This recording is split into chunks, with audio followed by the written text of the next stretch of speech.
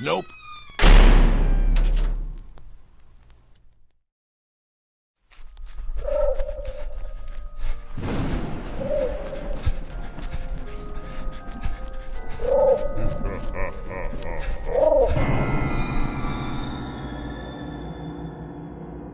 Hello, dear listeners, and welcome to the Nope Too Creepy podcast. Dear listeners, dear listeners, I can't even pretend to be in the best of moods right now. It's been a while since the last episode. It was in that last episode that I announced the Kickstarter for my new board game went live. Well, that Kickstarter is dead. Why? Well, after the timeline of the campaign was over 50% of the way through, the actual money raised was only at about 25% of the goal. And if you're familiar with Kickstarter, then you know, if you're even a single dollar short of your goal, you get nothing. You lose. Good day, sir. So I thought long and hard and lost a few nights of sleep before making the decision to just cancel the Kickstarter.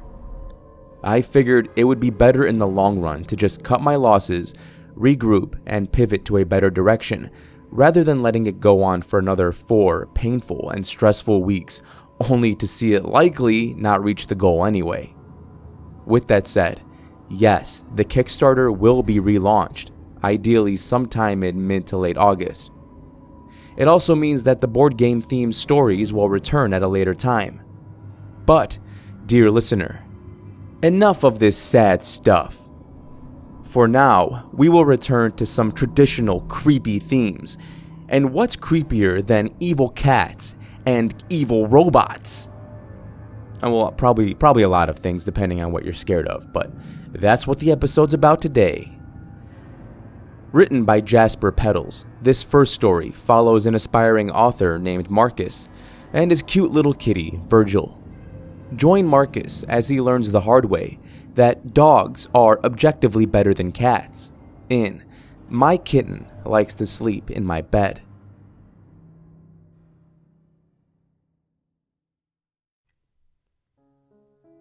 Hello everybody, my name is Marcus. I'm a short horror story author. I was greatly inspired by Edgar Allan Poe, more specifically, The Telltale Heart. I don't know why, but when I first read the story, I was filled with ever-growing dread. Despite that feeling, there was also an unbearable excitement that came with it. I wanted something like that. I was so tired of all the gore and cheap bottom-of-the-barrel jump scares that even a 2-year-old could program. I wanted to instill dread. I wanted to instill true horror. So I set out on my journey. I failed at being a horror author at first. I wanted to get my story posted to a popular creepypasta website. However, none of my stories ever got posted. I didn't know what I was doing wrong at the time, but with the foresight, I realized my stories were not scary. They were mystical. So, I tried writing a fantasy novel, but the same as before. It all went downhill. I got 15 chapters in before I was hit with a severe writer's block. I fell into a depression that I couldn't describe. I dedicated my life to being an author, and this is what life handed me. I couldn't even write a single novel. Maybe I wasn't as dedicated as I thought. At this point, I had moved back in with my father and brothers, as I had lost my job, and my roommate got us kicked out of our apartment. I talked to my father about my writing issues, but he didn't seem too interested. He was proud of me for having a dream, though. Nonetheless, I was ridiculed for spending more time on my stories than trying to find a job. Things all turned around, though. I got a great new job, and my best friend returned to my life. And now my fiancé agreed to marry me. Hell, I even found a new place to live. a beautiful house that I saw myself spending the rest of my life in. One problem, though, is before moving in, I had never lived alone before. There was always someone. It horrified me, the idea of being all alone all the time. It was truly the last thing I wanted. So I confided in my best friend Preston, and he gave me some amazing advice and an offer. He told me that his cat was pregnant and would be giving birth any day now. He told me that if I wanted, I could have one of the kittens. He told me this long story of growing up with anxiety and depression due to the religious trauma that his parents gave him.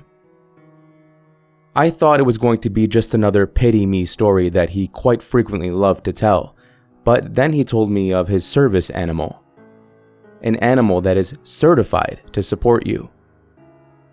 I had always thought service animals were for people with physical disabilities, such as being blind, but he told me they could be certified for mental health issues as well.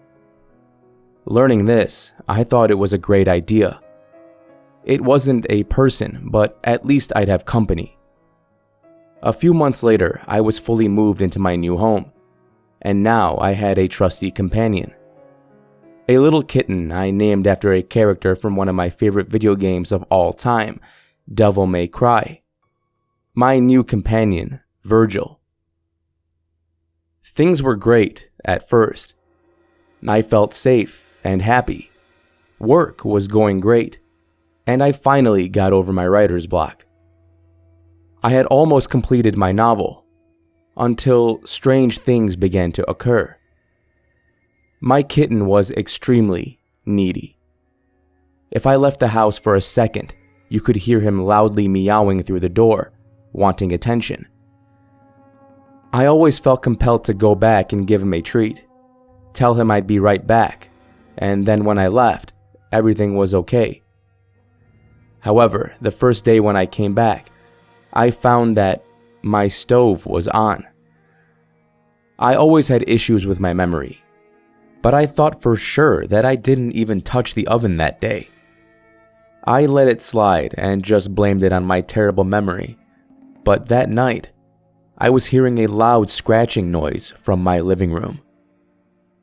I thought to myself, it must just be my cat playing with his scratching post, and I sank softly to sleep. However, throughout the week, no matter where it was, all I could hear was the noises drilling into my ears. On the third day, my boss confronted me about how weird I had been acting, so I told her. She was so nice and understanding about the stress I was under. I just got my first pet, and moved into my first house by myself, and it was a kitten to stack it all on. She didn't lay me off, but asked that I take a week to myself to figure out what was going on with me. When I returned home, I was pissed. The kitten had torn apart the house. I don't even understand how. My couch was ripped open. My toilet paper was shredded. Small scratch marks all over the walls. It was a travesty. I looked up some answers online, and I'm so glad I did that instead of just giving him a few light smacks like I wanted to do. I learned that you should never physically discipline your cats, and that there may be a medical issue that I need to look into, but I just didn't have the money or the time, so I took the best suggestion I could find, which was spraying him with some water. Yeah, he really hated that, but he stopped tearing things apart. I hope. Yet, every night there would be that loud scratching from the living room. It was simply unbearable, so I decided to get up and shut my door so I wouldn't hear it anymore. I didn't want this cat keeping me up every night. However, when I turned around, absolute horror and dread filled my entire being. There, laying on the edge of my bed, was Virgil, sleeping calmly and peacefully. I had never feared for my life in such a way. If Virgil was here, What the hell was in my living room? Without giving it a second thought, I locked my door and tried to call the police to report it.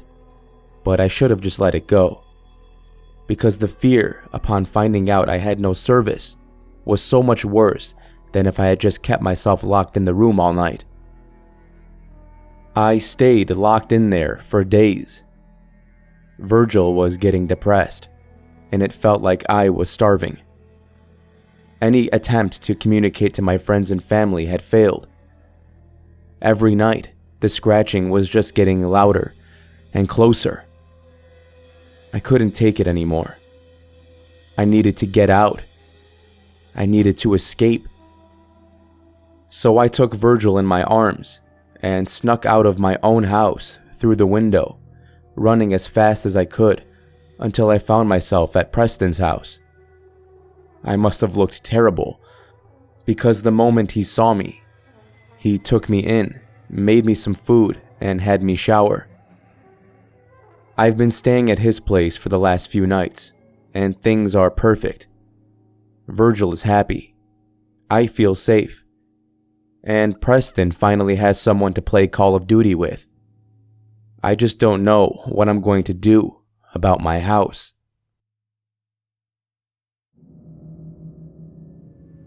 This next story seems like it should have been an episode of Black Mirror. Then again, I've never seen the show except for like 2 episodes, so maybe it was an episode of Black Mirror. You guys can let me know.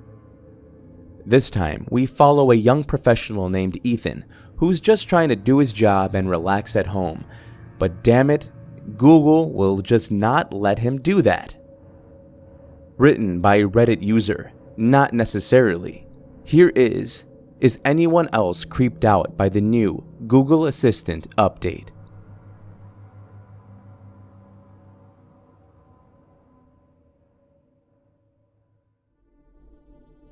You forgot to set your alarm.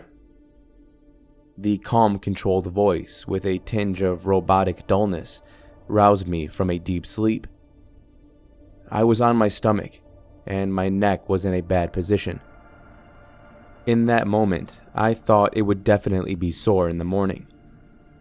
I rolled over to my other side, straightened my posture again, and was on the very edge of sleep when the voice spoke again.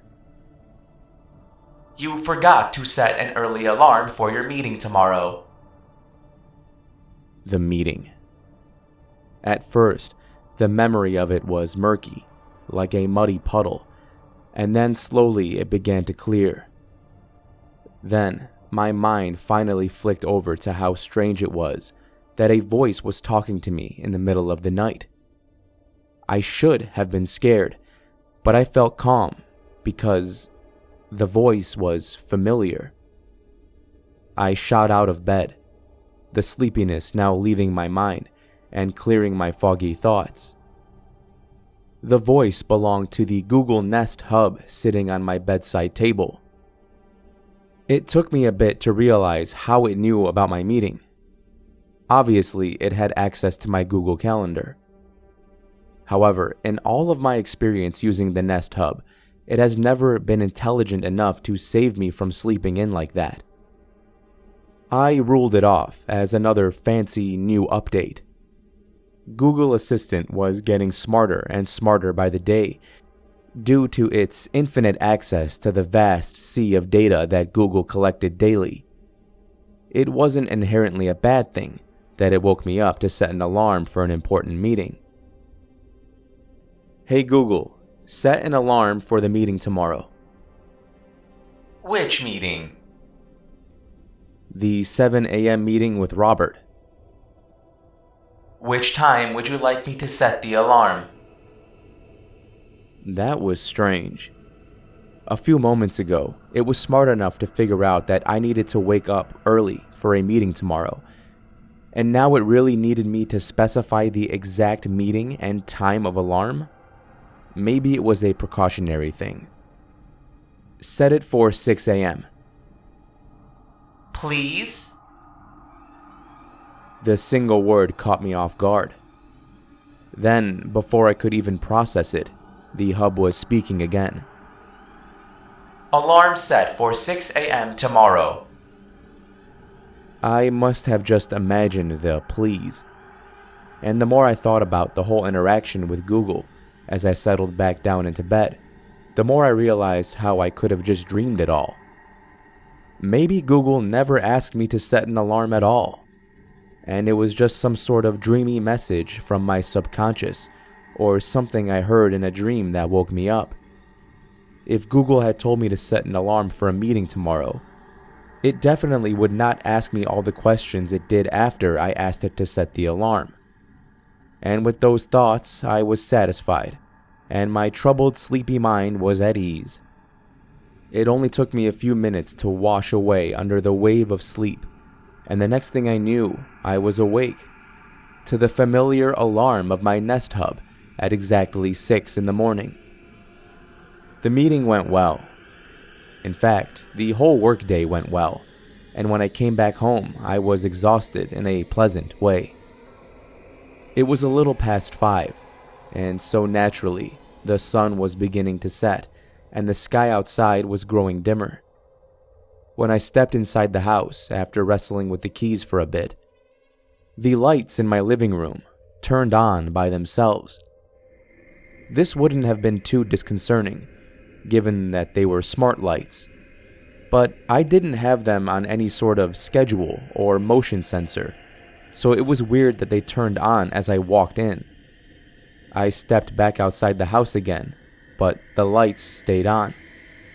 Then I closed the door as far as I could before triggering the lock, and peering in through the front window showed me that the lights were in fact still on. I wasn't in the mood to completely close the door to see if the lights would turn off, so I opened the door and stepped inside the house. I don't know why I was so certain that opening the door had something to do with the lights. That would mean someone had come into the house and installed a detection system for the doors and then linked it to the lights. That would be incredibly unsettling and also logically contradictory. As I walked into the living room, I kept my eye on the lights rather cautiously, staring at them until they burned an after image into my vision. I took slow, deliberate steps over the carpet and then sank into the couch, all while carefully watching the lights as if they were about to spring down and attack me. I pulled out my phone and opened it to a small notification from Google Assistant. Living room down lights were turned on due to smart detection from your phone. Well, that cleared it up, and took out the polite serial killer stories from my head. The phone was tracking my location, and it must have detected my arrival at home. Probably a new update, I thought, and as I did, the memories of the previous night came back to me in a flurry. Did they really push a new update overnight that suddenly made Google Assistant 10 times more considerate and intelligent? Isn't there a beta testing process to these new features? And wouldn't such amazing intelligent features be discussed all over the internet by now? I opened up the Google Chrome app on my phone, took some time to chuckle at the irony of it, and then searched up Google Assistant new features. It came back with the typical list of things: grocery list management, more incredibly specific commands that only worked half the time, and some improvements to the speech engine. Nowhere did it state that Google Assistant could now take a holistic look at your entire digital profile and predict things in the future. This is when the absurdity of the situation hit me and began to tickle my gut lightly. Google Assistant was definitely overstepping its permissions. Or was it? Just then, a new notification popped up on my phone. The new Google Assistant features have so far only been rolled out to you. I clicked on the little message, and it opened up the Google Assistant app, complete with a microphone icon I could use to, quote, speak with it, which was really not much different from trying to talk to a literate cockroach. I pressed the mic button and spoke. Full list of features? These aren't just new features. Your Google Assistant is now more alive than ever, tracking your life through your digital profile, and giving you advice and assistance like a human assistant would. That was rather nice. However, the whole message had some sort of haunted undertone that I was failing to grasp. I closed the app and flushed it out of my RAM, then threw the phone down on the couch. I took a deep sigh and told myself I was overthinking this. Maybe I was a bit stressed out about the new project at work, and this was the way the anxiety was manifesting.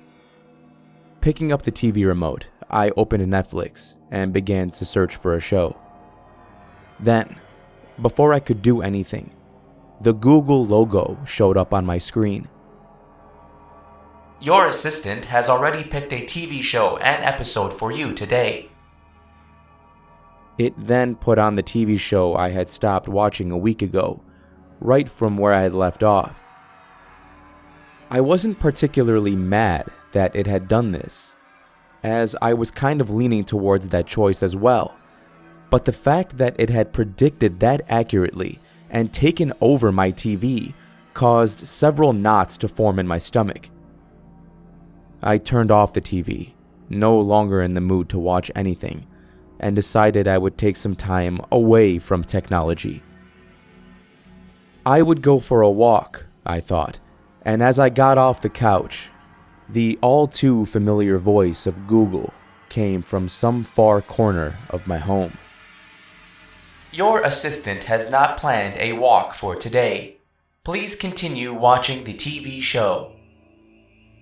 The TV turned on again by itself, but I didn't listen.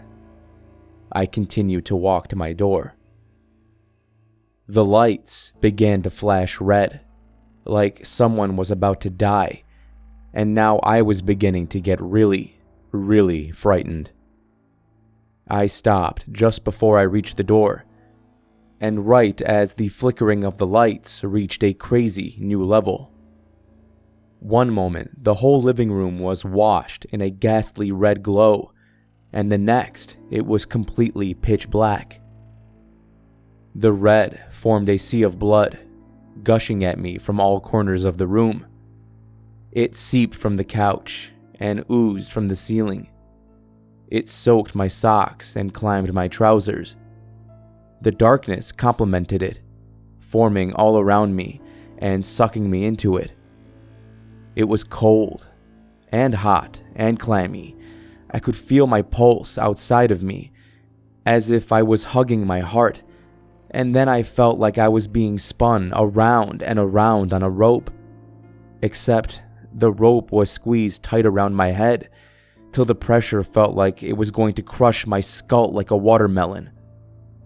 The room was spinning hard, and the colors were no longer the binary red and black. I saw pinpricks of everything, and that's when I realized I was having a seizure. I don't know who called the ambulance, but the next thing I knew, I was being treated by paramedics in my bed. Luckily, they did not take me to the hospital because I did not have a history of seizures, and because they also had to attend to a bad car crash on some local motorway, but they did advise me to seek medical assistance immediately if I experienced another one. Then they left and got me thinking about what happened. The memories came back slowly.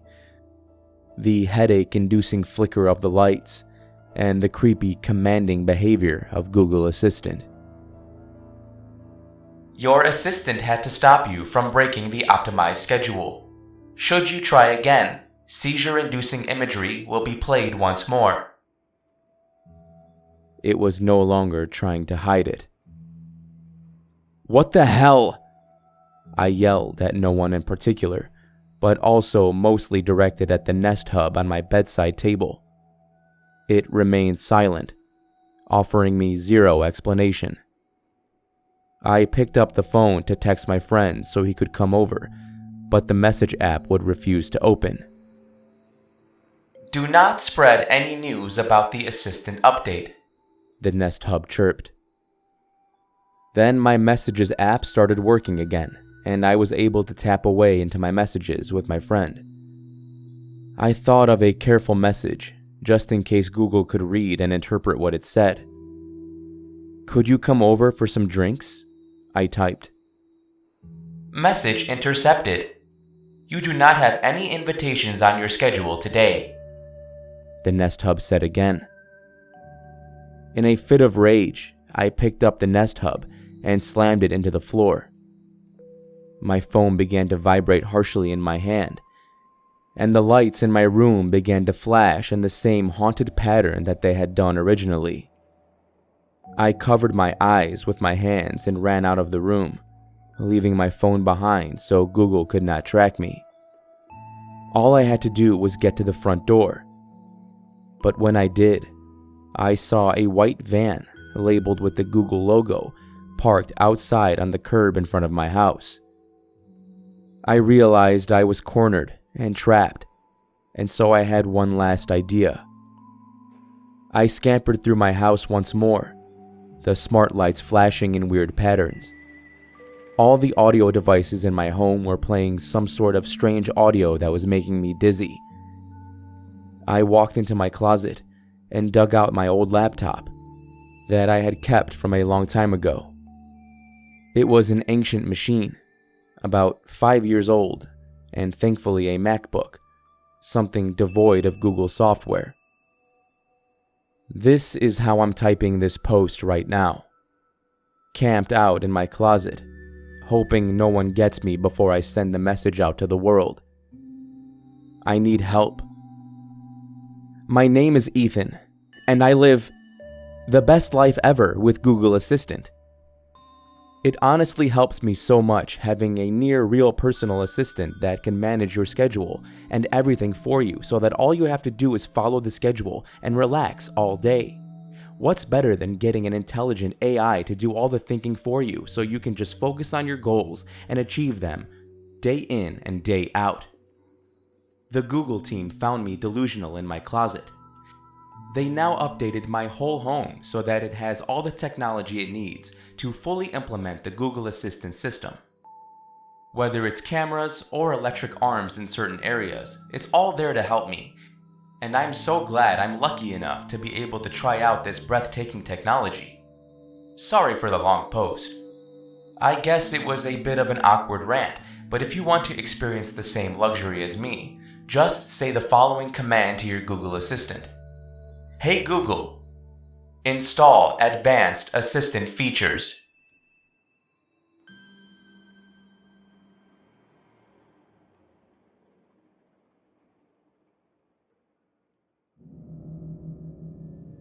Thank you for joining me in this episode of the Nope Too Creepy podcast. If you're interested in learning more about the authors, links to connect with them can be found in the show notes. To anyone who did back the original Kickstarter for the board game, thank you. I promise to relaunch soon, and in that time, I'll make sure the game is bigger and better than ever before. Until next time, everyone, this is your host, Dan David, reminding you all to stay safe out there. I'll be seeing you in the next episode. Nope.